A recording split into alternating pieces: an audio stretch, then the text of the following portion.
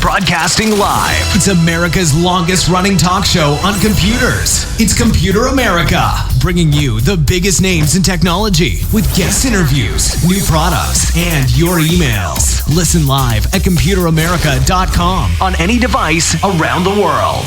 Email the show at live@computeramerica.com or find us on social media.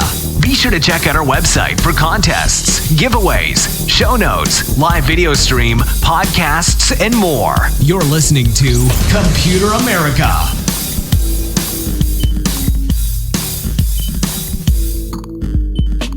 Hello and welcome into the Computer America Show. We are the nation's longest running, nationally syndicated radio talk show on computers and technology. Thank you for joining us. I'm your host, Ben Crossman, and everyone out there, I hope you're having a wonderful day and you are ready for some Computer America.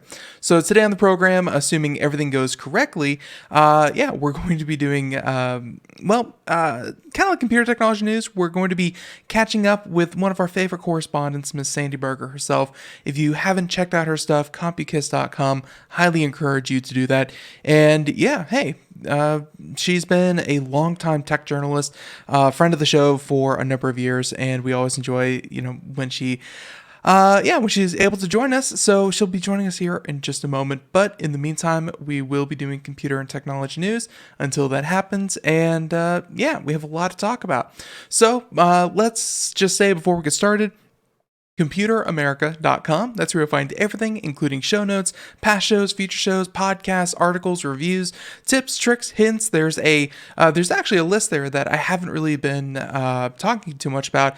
But if you go up there and check out the free software, and it's just a massive compiled list of everything from education resources to cool websites that you should definitely know about.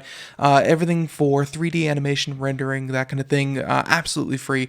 Everything on that list, we try to keep it as relevant and updated as possible. If you find anything else that is not included on the list, including things for like language learning software or help with organizing your monthly budgeting and things like that, if you want to include anything, be sure to message us at you can message Ben at computeramerica.com or reach out to us on social media.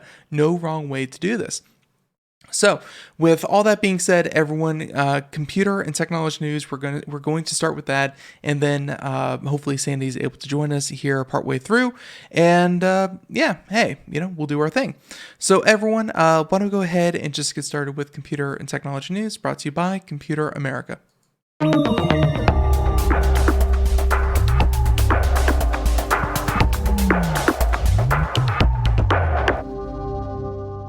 So I think that for our first story, and while we wait for, there you go, if you're watching the video portion, you can see that. Join us over at twitch.tv/Computer America. But I think that our first one, a bit of, how do I put this? A ray of sunshine.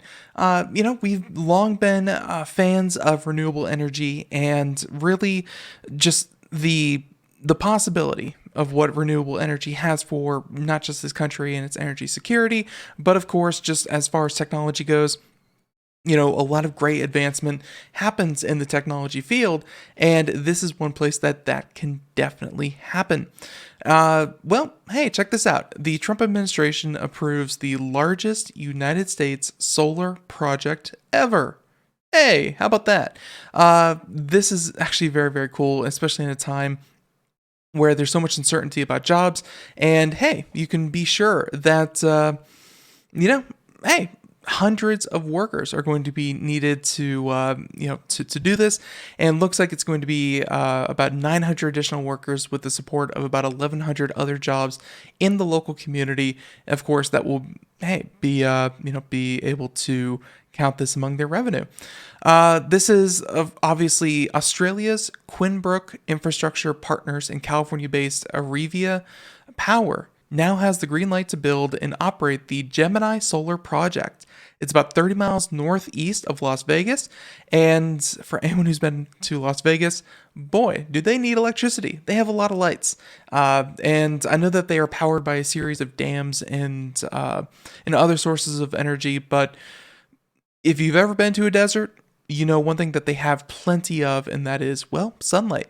They said that this is going to be, again, 30 miles northeast of Las Vegas, and the project will consist of 690 megawatt photovoltaic solar electric generating facility plus a battery storage facility.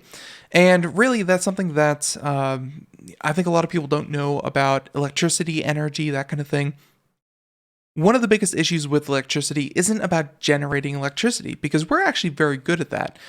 Even with traditional fossil fuels and coal and things like that, we can generate electricity like no one's business, even with things like nuclear, wind, solar, what have you.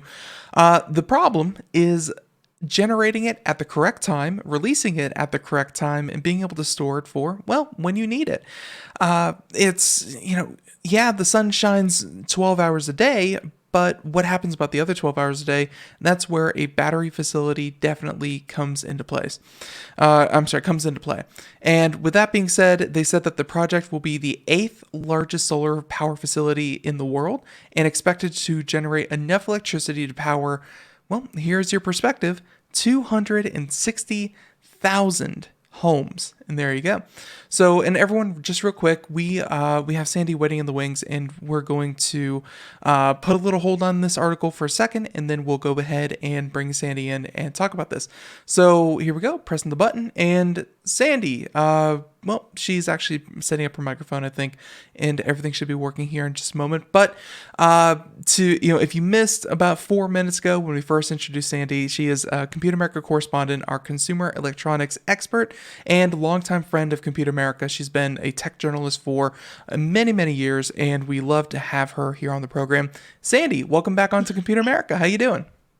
I'm doing great. Glad to be here. I had a little trouble getting in, so now I'm here. No problem. I know. Of all the different ways that people can connect, I got to say Zoom in particular, which is what we're using behind the scenes here.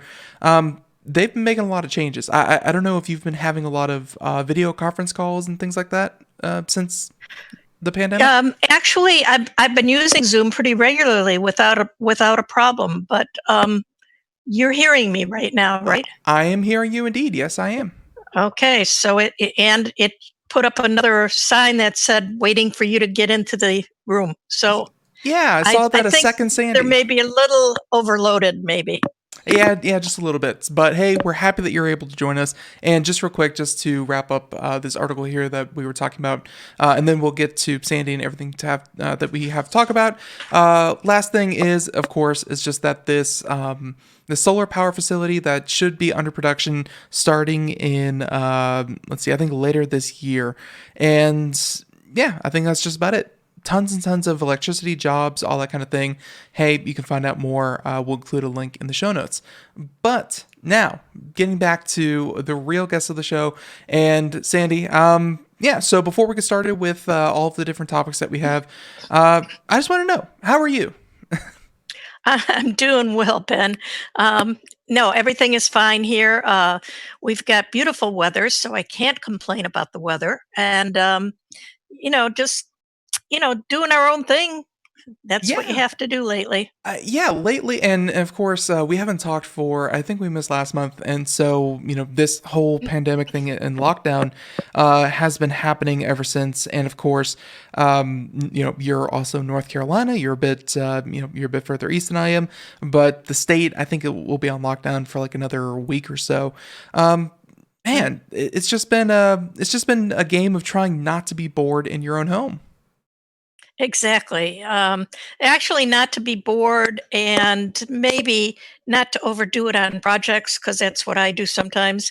Oh, I've got all this spare time. I should redo all my closets and refile papers and all that. And then I get totally frustrated. So I'm trying to have some fun and not do too much work.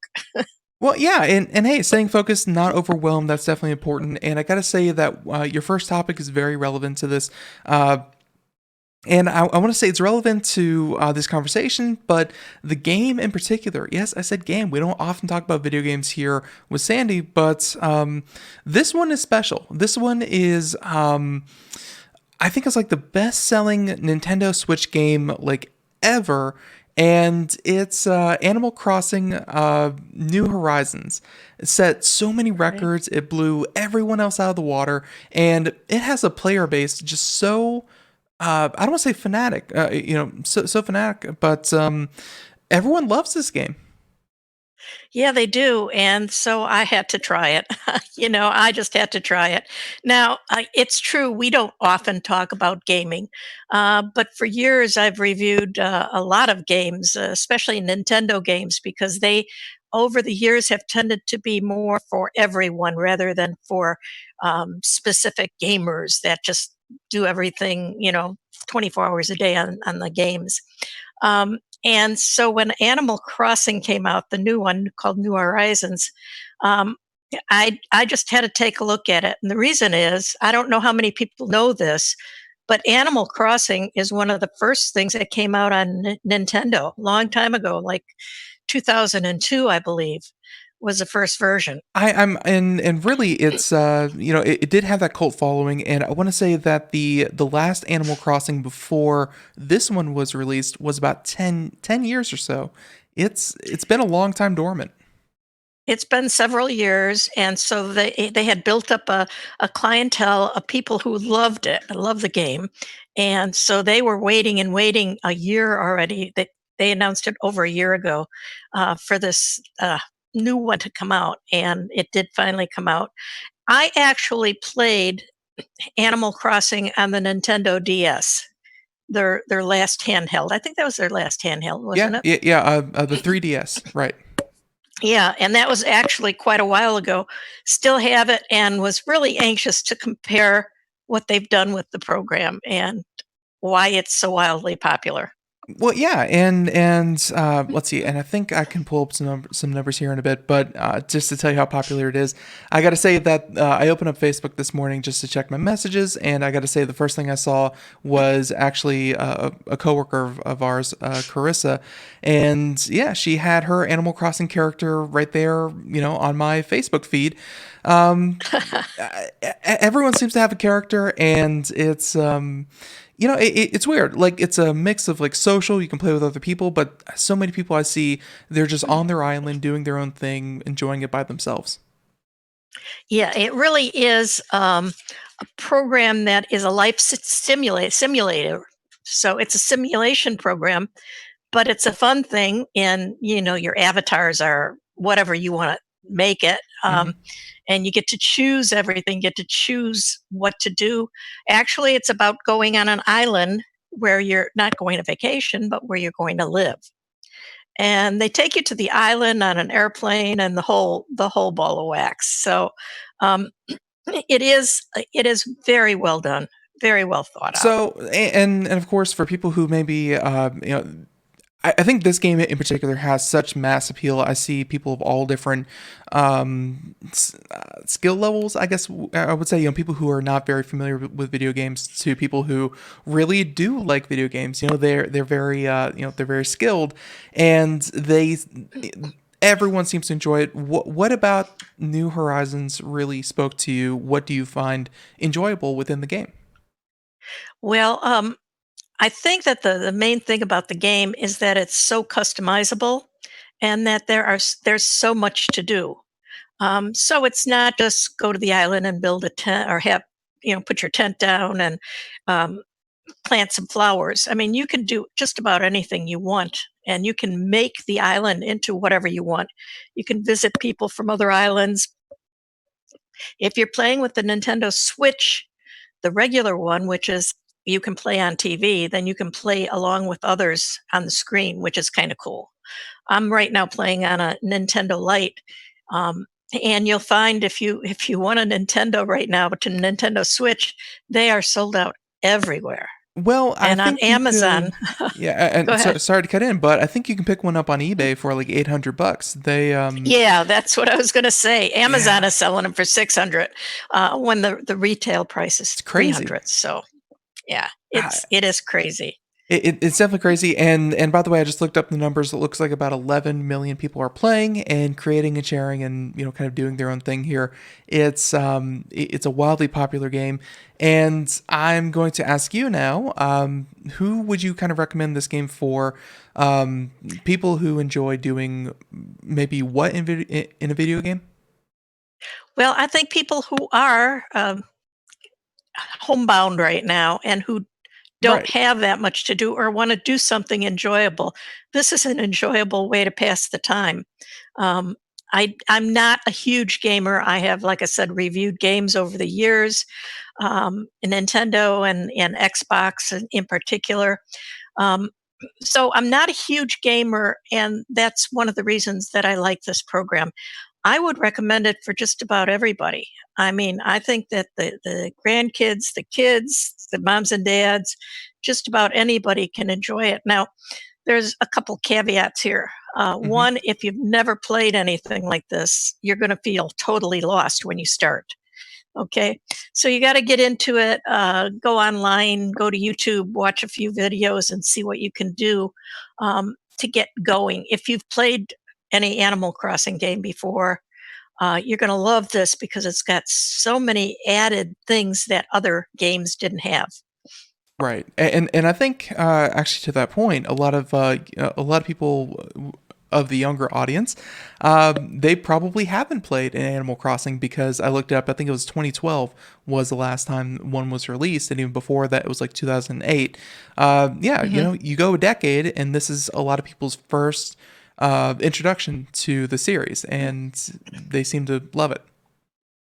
Yeah, I mean, once you get into the game, if you're a non-gamer completely, take your time, play a little bit every day, read about it.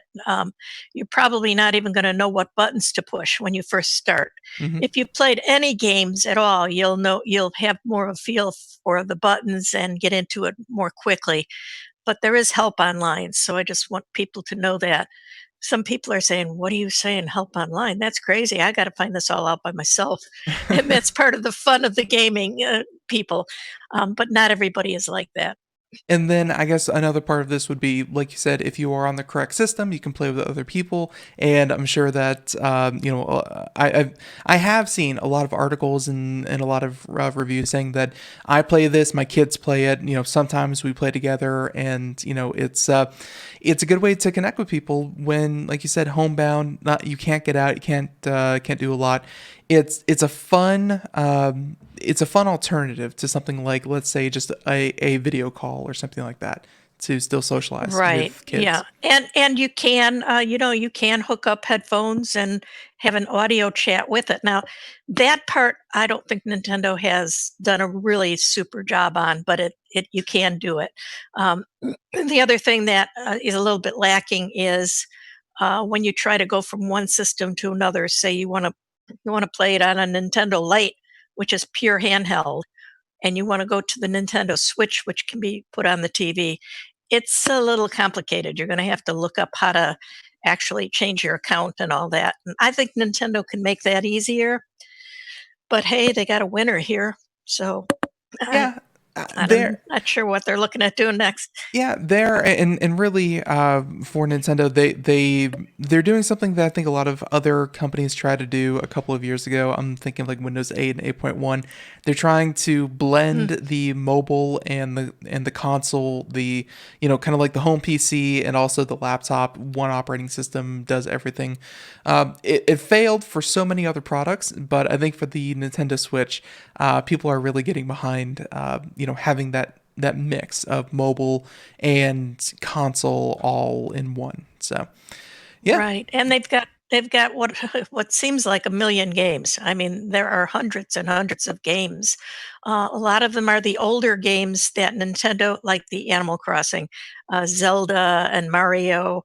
If you know any of those characters, they've all moved into the Switch world, and they Hmm. are all better in the Switch world because they can do more. Nintendo's put in new ideas, things that surprise you. I love to be surprised by some of these things, and that's what you're going to find in any of the updated games. Yeah, and I guess another part of this would be, just kind of the fan community and people creating things. We have a picture up on the screen that's actually from Reddit, and it shows someone's house. Uh, to your point, the ability to customize is something that, yeah, I haven't really seen since something like The Sims, or because it is a simulation game. The amount that you can customize and the variation is. Your imagination is the limiting factor. I think that's what keeps a lot of people is that, hey, that was fun. Let's try this, this, and this. Right, and they have a lot of fun little things like money can grow on trees in this program. um, so there's different ways you do have to pay for things and get money and all that, but it's all so well done.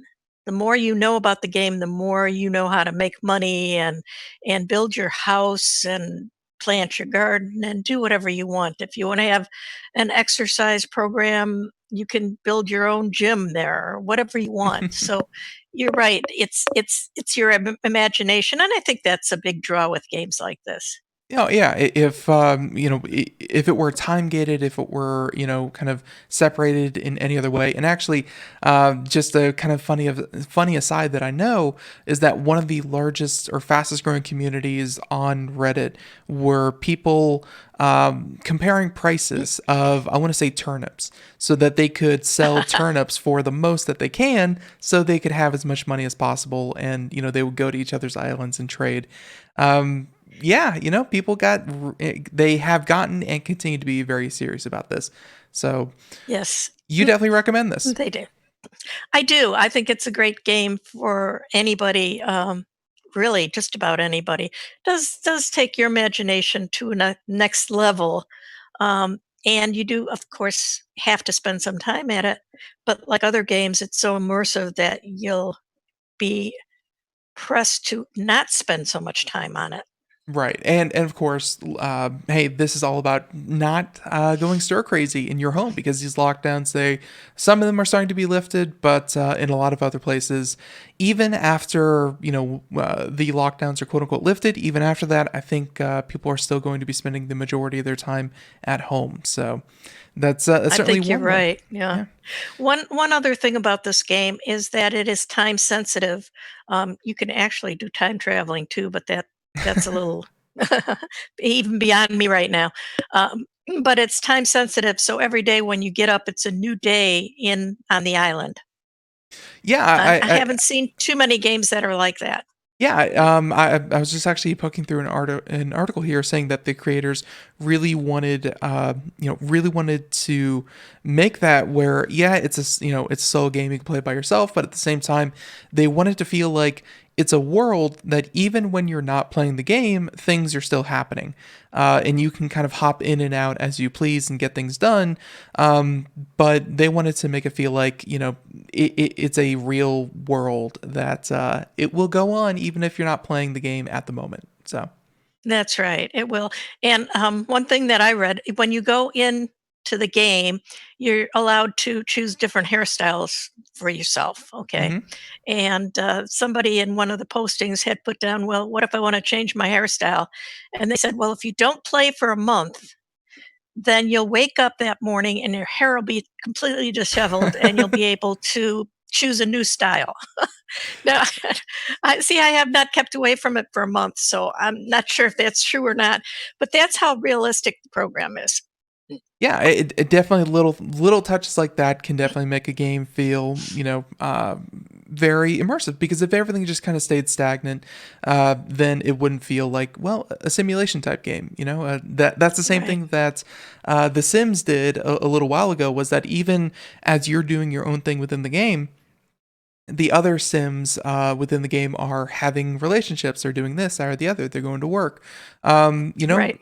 it's that little bit of realism, but not too much realism. Like you said, money does grow on trees, and it's still fun to play. That's the most important part. It's fun Yeah, it's fun. You're right. and fun if you can find it, and of course get the consoles to play, to play it with. So there's that, and so New Horizons. I honestly, you were coming on the show, and I was like, I don't know where she's going with this. I did not think a game review, but that is perfect for, I guess, what people have been doing lately. So game review, Right. Animal Crossing New Horizons, and join 12 million people, I think, at this point, who have picked up this game. I think it's sold like as many as New Leaf did back in 2012. So, and it's been like a month. I'm sure it's one of their best sellers. Yeah. Oh, for sure. So, with that being said, and we're going to talk about streaming a little bit later. But before we did that, I think you wanted to mention some stuff about some new hardware that you had a chance to, I guess, equip yourself with during all Well, this. yeah, when all this started, I said to my husband, "We're going to be watching a lot more television than we ever did before. So if we're ever going to buy a new television, this is the time to do it." And so we did. We went out and bought an LG. Now I do have an OLED LG, a Hmm. large one, but we have a separate room where we sometimes, go to watch TV. So that we bought a TV for that room, and it's impressed me. It has really impressed me.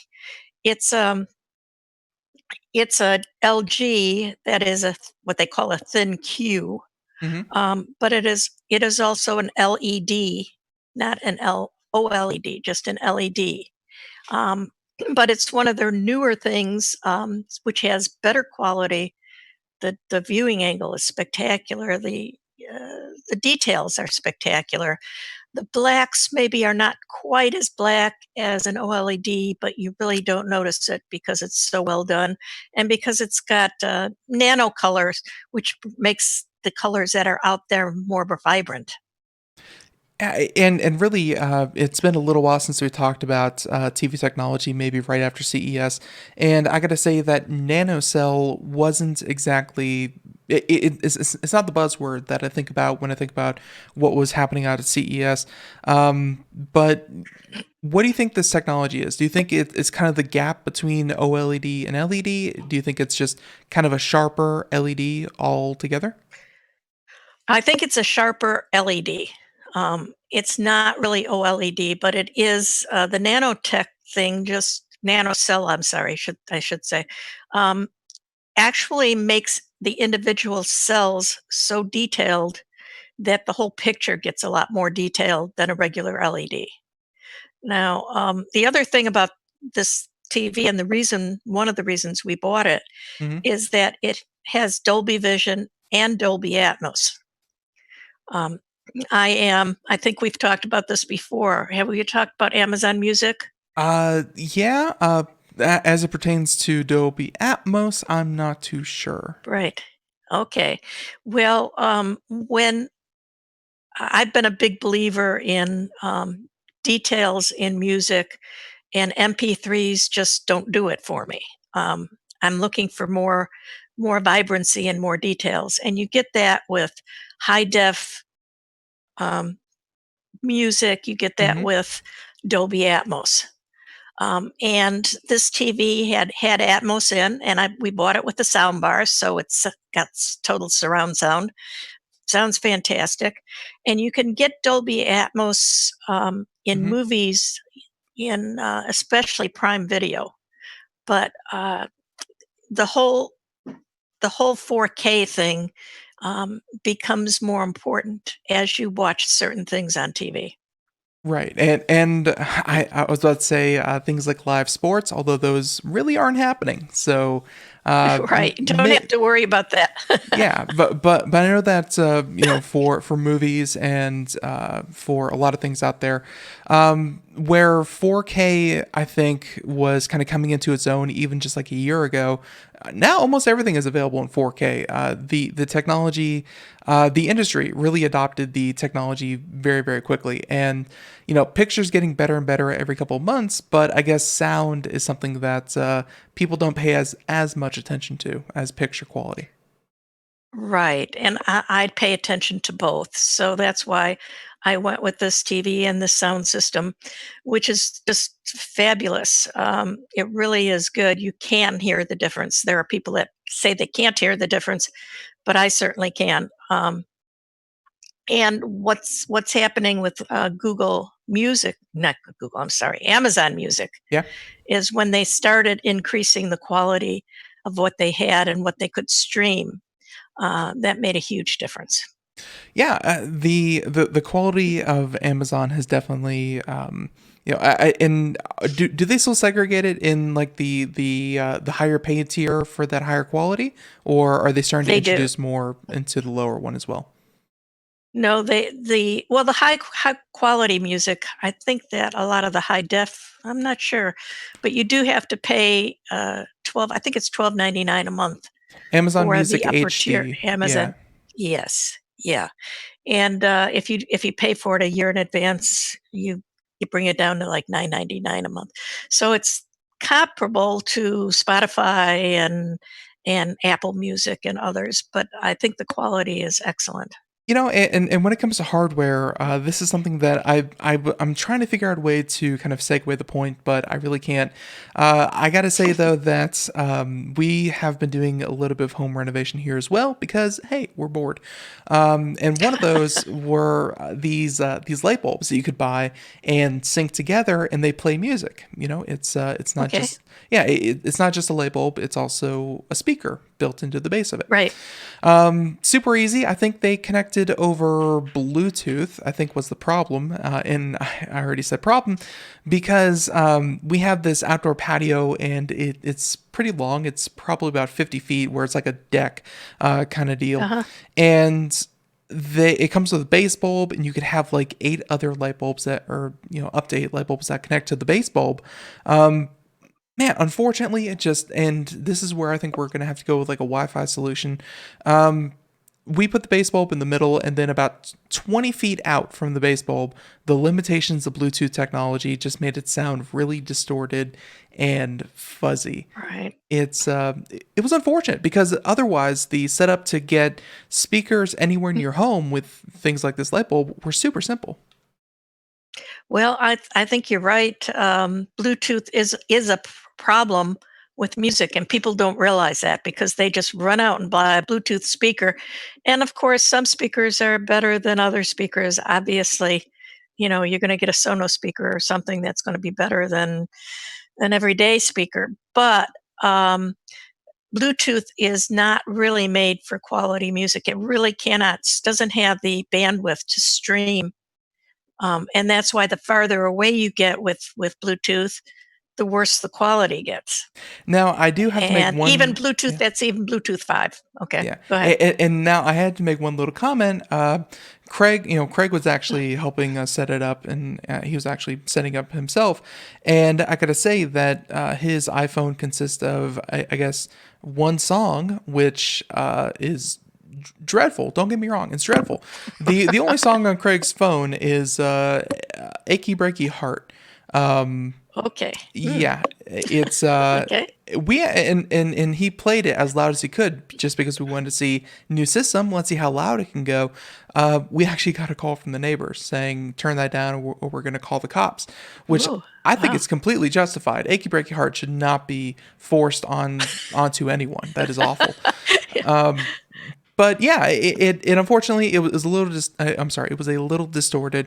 Looking for something probably Wi-Fi that can handle a better throughput, but of course after that comes what do you stream? And this is something that I wanted your opinion on because my immediate go-to is Spotify. Spotify just gets so much so much airtime in terms of like people talking about streaming music. Like I feel like Spotify is to streaming music as iTunes was to purchasing music just a decade ago.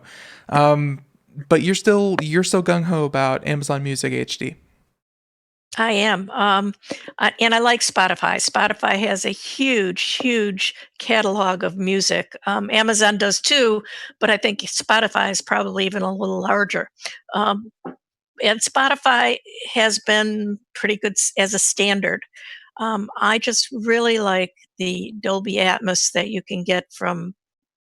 Now, when I say you can get that from Amazon Music, yes, you're going to pay a couple dollars a month more, and you're going to want equipment that can handle Atmos. Your regular speakers that you have, no matter how good they are right now, if they're several years old, they're not going to be able to handle Atmos. Right. Atmos basically what it does is it sends the music symbol sound up, and it makes it sound like it's coming from different areas. When you sit like in the middle of the room, you can hear things as you normally hear them. So that takes special speakers and equipment, which is why we went ahead and got a TV and soundbar with Atmos built in.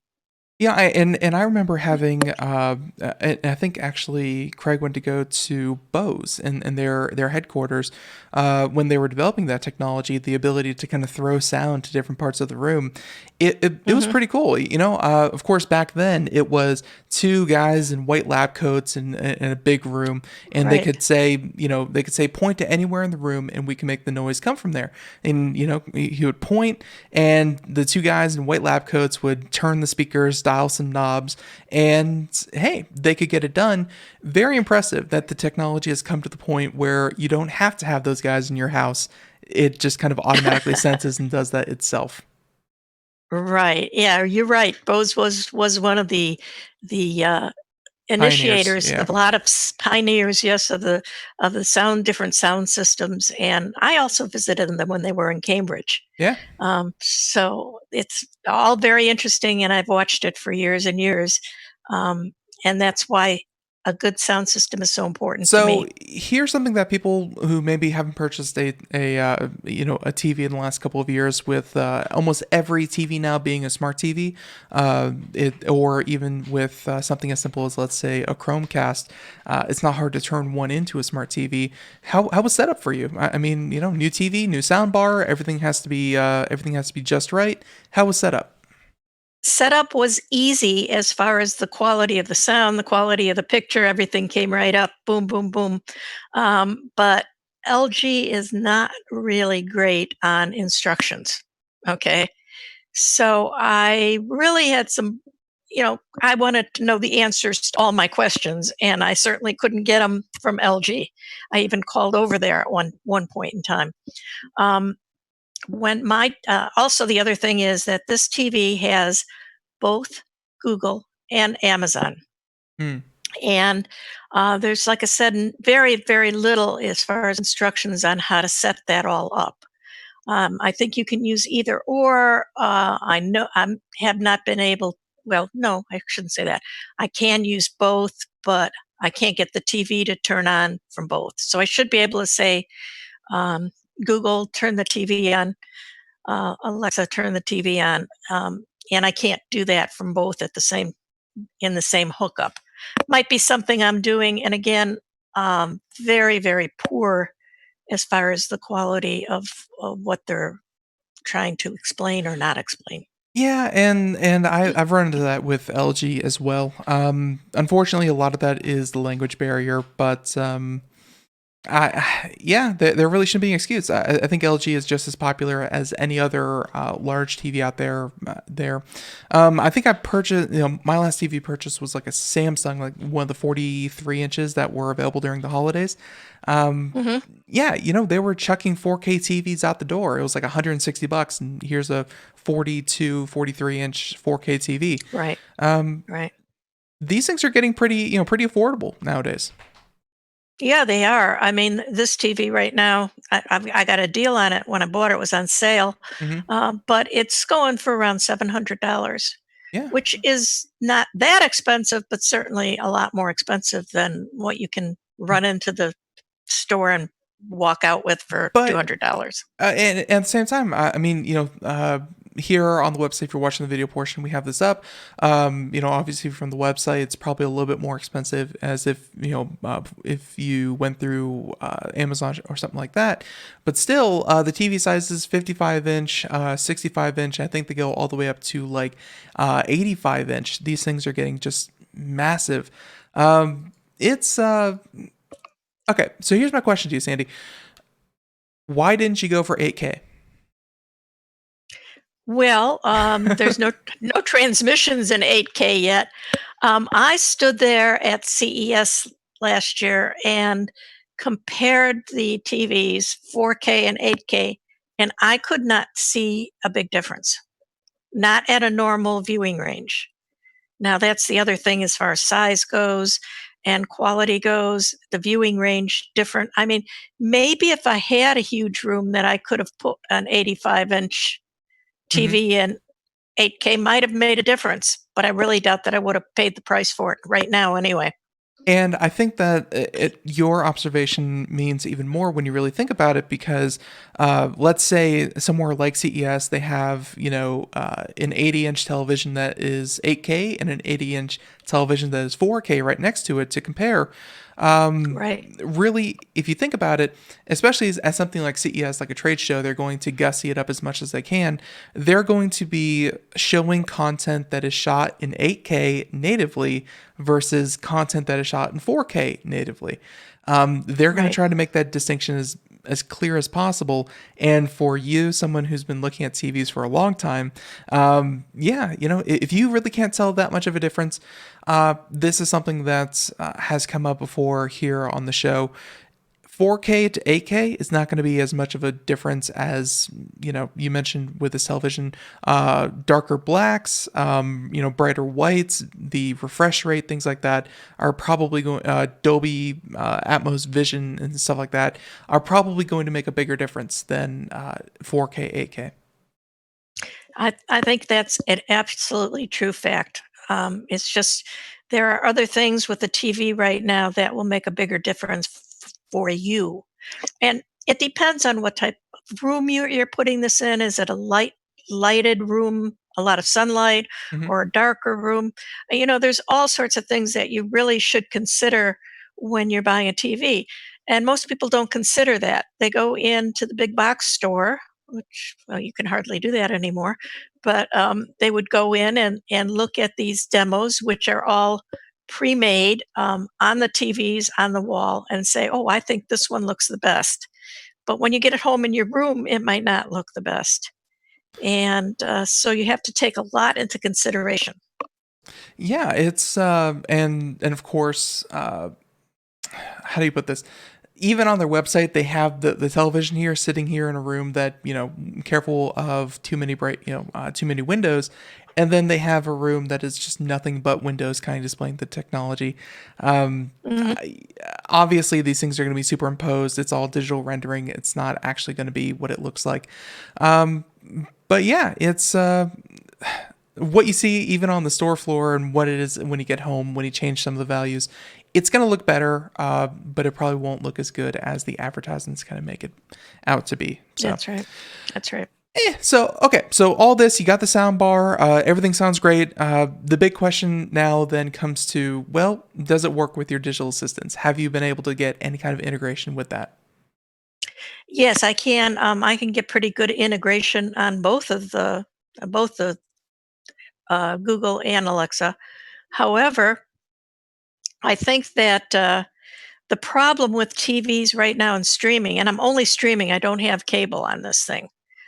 So I'm doing only streaming. And the problem with that is even if you use Google or the Echo to actually press a button and say, find me this show or that, um, they cannot always find the show over all the things that all the streaming services that you have. So it gets complicated to find the content that you want. And that's the total problem with streaming right now. Well, and so many different companies, and I'm actually right this moment. I'm trying to find all the different articles.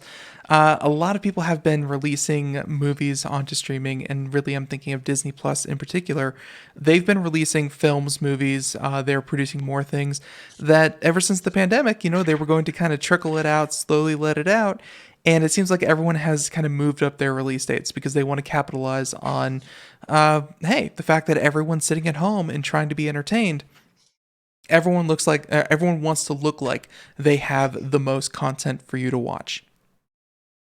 Well, that's very true, and there are two people who definitely have enough content or have a lot of content to watch: Netflix and Disney Plus.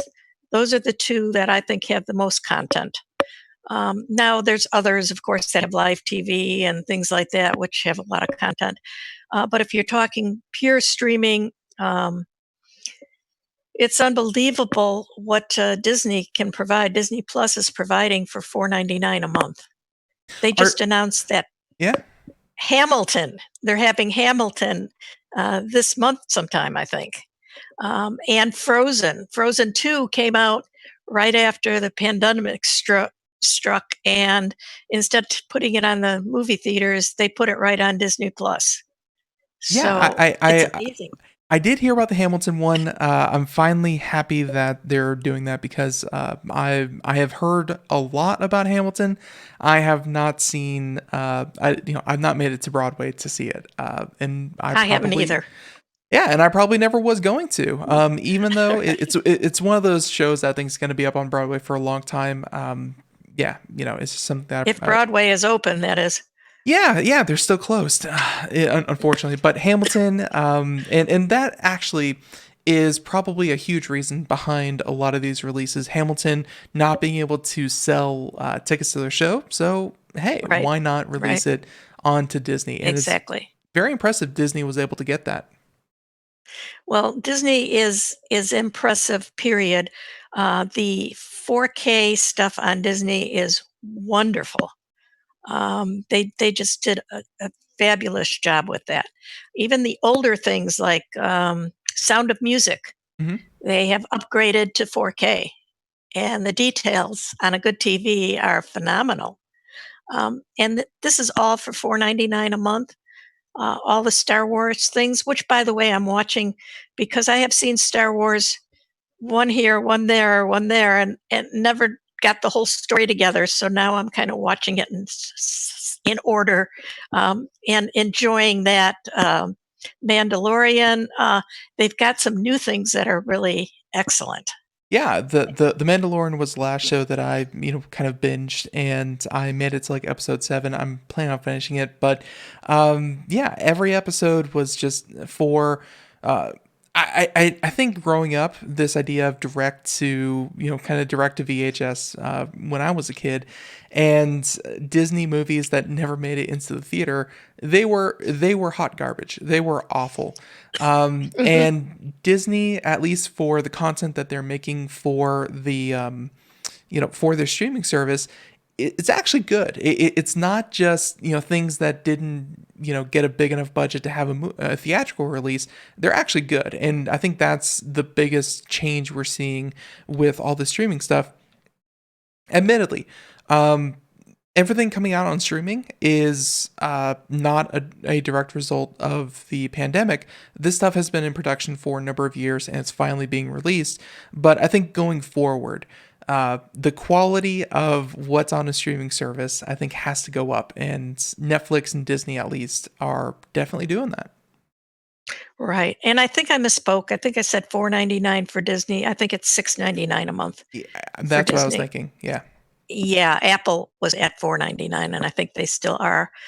Apple Plus has some very good things too. I thoroughly enjoyed the morning show for all mankind. Some of their new programming that is done just for the streaming. Again, the quality of these shows that they're making brand new is phenomenal. I think for television. I gotta say that one of my personal favorites. I think this one's coming to Netflix, and I'm happy that Netflix is still able to make some of these deals. I think NBC is has either come out or is going to come out with Peacock, which is their streaming service. But yeah, they were able to get Community, which is Mhm. it was never as popular as, let's say, Parks and Rec and some of these other ensemble kind of sitcoms, but Community is just hilarious, and that's coming to Netflix if it's not already out on Netflix. So look forward to that Right. one. Now, one thing I will say about Netflix, and you already made me tell you that I pay a little bit extra for high def music on Amazon. Right? But the thing about Netflix is that in order to get their 4K high def stuff, you have to pay extra. It's like $4 more a month. Um, Yeah. excuse me. And Disney Plus and Apple Plus are offering it at their regular price. So that's one thing I don't like about Netflix. Although they have great content. So You don't like that they make you pay. I'm sorry. You don't like that they make you pay a little bit more to get the content in a higher resolution, or 4K that's right. HD, that kind of thing. When others are offering it in the higher resolution, and even in Atmos, like Amazon Prime has, you know, Mrs. Maisel and these other shows that are high def Atmos shows, and they're not charging anything extra for that. And actually, Fort in the chat room actually makes a really good point. Is that these streaming services have to make a compelling argument, because what he was saying was that he's seen an episode of this here and that there, but he's not going to sign up for just a singular for a singular show or a singular movie that it may be on there. They have to have a well-rounded offering for you to not just subscribe once, but then to, of course, stay subscribed. And I think that to your price point, I mean, Netflix is still trying to keep that price point, but of course, the Netflix of 5, 6, 7, 8 years ago is not the Netflix of today, because now everyone is trying to be the new Netflix, and no one wants to sell Netflix their content. Like, that's what made Netflix so huge, was that they were able to get the content from HBO, they were able to get content from CBS, from Fox, and all that kind of thing. Now they have to, I think they sunk like $20 billion into new content. They're making huge investments, and unfortunately they have to pay for it. They're not a production studio like Disney or HBO. So I can see why you're a bit miffed, Sandy, but like, at some point, that $20 billion, whether you agree or disagree, someone has to pay for it at Netflix, and that's just going to be the users. Well, at some point, probably these others are going to go up too. That's why this is such a Very good true. time for streaming. Almost everybody has a free month service to try it. In a month, you can watch 2 or 3 things that you So here's want, the and then you sad can cancel. So here's the Yeah. sad thing. I recently purchased, actually, myself and Craig, and actually for Mother's Day, I actually got my mom a new phone. I got her the iPhone SE. So it's the first Okay. time she's ever had a smartphone. We can talk a little bit about that if you'd like. But I got to say, 3 new Apple devices in the house, and I still have zero desire to check out Apple TV. I Oh, Apple TV has some good stuff. I think you should at least look at it and look through it, because there's something there that you might like to watch. I have a year to decide if I want the entire year for free. So yeah, maybe I will, maybe I won't. It's, I don't know. It's hard. Like, I'm sorry. In my head, Disney, Netflix, and Amazon Prime even have really good offerings, and I can completely justify that. HBO to a little bit of a lesser extent, because ever since they're obviously Game of Thrones and some of the other TV Yeah, shows that they've been constantly producing, ever since those right. ended, HBO is still looking for their next big hit. Well, I agree with that. And HBO Max is coming out, I believe, in July. We'll see where that goes. But that's also at, I think it's either 9.99 or fourteen ninety What is nine a HBO month. Max? I'm unfortunately never heard of that one I yet. think it's in July. Oh, you haven't heard of that one No, yet? no, no, no, no. Yeah, Yeah. that's no, that's their new one that's coming out. Like NBC is coming out with Peacock. Mm-hmm. Well, HBO is coming out with HBO Max. Because so I guess like HBO Go was of course the mobile version of their traditional service. HBO Now was essentially everything that HBO had produced but on demand. So you're saying HBO Max is now a streaming service where they will be releasing new content from That's HBO right. onto HBO. Okay, so that's the distinction That's between going the to three. be it's yeah, it's my thought anyway. I'm not positive, but I do believe that HBO Go and HBO the other one are going to go away Now I think um, now. now, and they're going to wind up being only on Max. But again, it's going to be a little pricier than some of these others, at least to start. The one to really watch is Peacock, which comes out in July, and that should have some great content on it. Yeah, it's and people have been complaining about too many different services and all this kind of stuff, and really the conversation, or I'm sorry, the statement that started this whole conversation was it's hard to find the content you want to watch and sift through everything. So let's say you're a crazy person that wants to spend $300+ a month, and you subscribe to all of these. Man, good luck trying to navigate every one of their screens to find exactly what it is you want to watch. So And trying to remember what show was on which streaming yeah. network. That's the important thing. Now, I just read today that TiVo came out with a streaming stick that is supposed to their big thing is that they're supposed to congregate all the streaming services that you have and search through them.